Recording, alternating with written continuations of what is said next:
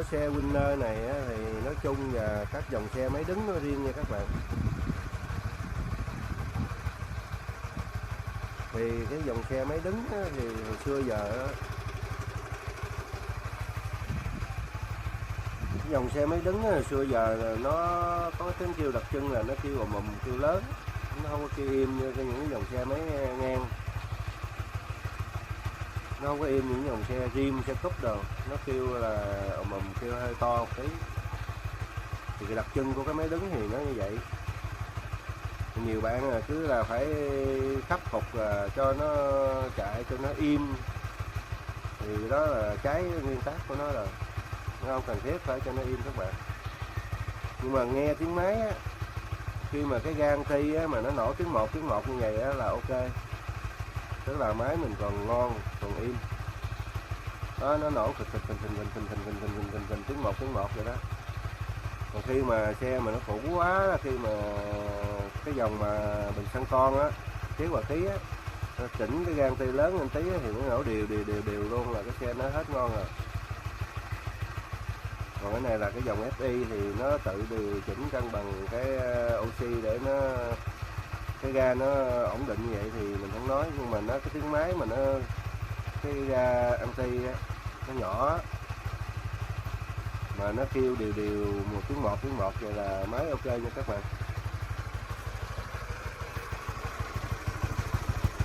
Đó, nó kêu bùm tiếng một vậy nè.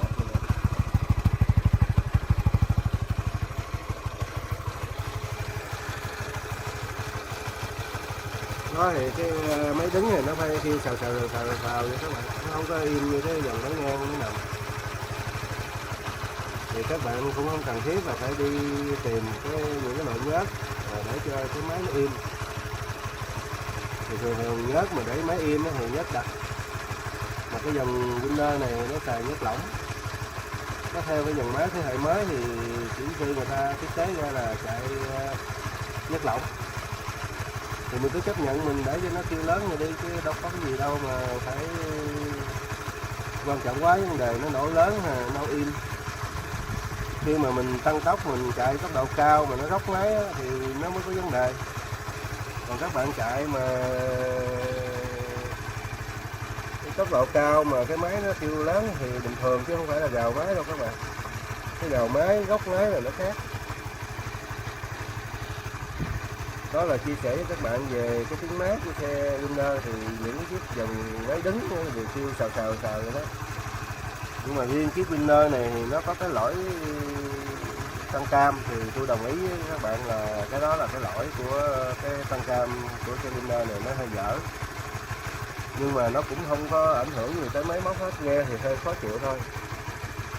Thì xe tôi vẫn bị kêu tăng cam, thì lâu nó kêu một lần, lâu nó kêu rồi lâu nó hết, chứ không phải là nó kêu suốt. Rồi do đó mà tôi thấy khi mà tôi chạy là vận hành nó vẫn là ok, thành ra tôi không có đi chỉnh lại, tôi để như luôn, chạy luôn, cũng không ảnh hưởng gì tới máy móc các bạn, nó không ảnh hưởng gì tốc độ hết, và nghe thì nó khó chịu thôi. Nhưng mà các bạn nào quan tâm quá thì đi sửa lại, đi chỉnh lại, tích lỗi gì đó thì, nhưng mà riêng tôi là tôi để tôi chạy coi hết bảo hành coi như thế nào. Xe này thì còn bảo hành các bạn, bảo hành là 30.000 km mà xe tôi mới chạy có trên 20.000 thôi. Thành ra tôi chưa có làm gì để cho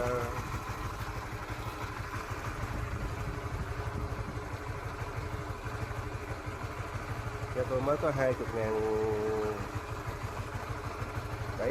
thôi các bạn. Rồi máy móc tôi thấy vẫn còn ok, không cần thiết gì phải mà đi tích lỗi tích gì cái vấn đề tăng cam đó. Còn nó nổ lớn như vậy là do cái kết cấu của cái máy đứng thì nó đặc trưng nó như vậy thôi, không có gì để gọi là quan tâm hết. Bạn nào mà thấy nghe khó chịu thì các bạn tích lỗi ra thôi, tăng cam với người riêng các bạn. Các bạn thấy không, tăng cam với người riêng chưa chỉnh chưa sửa nữa. dẫn thấy y xì vậy chạy luôn.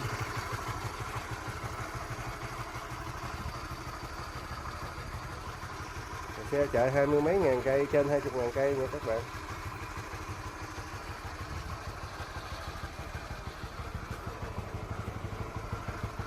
Tiếng máy của nó thì khi mà nó nguội á, mình sáng sớm mình mở lên thì nó hay bị con cam nó kêu ọc ọc ọc ọc, nhưng mà hồi nó nóng máy lên nữa hết các bạn ơi. Máy nó nổ tiếng một là các bạn thấy không?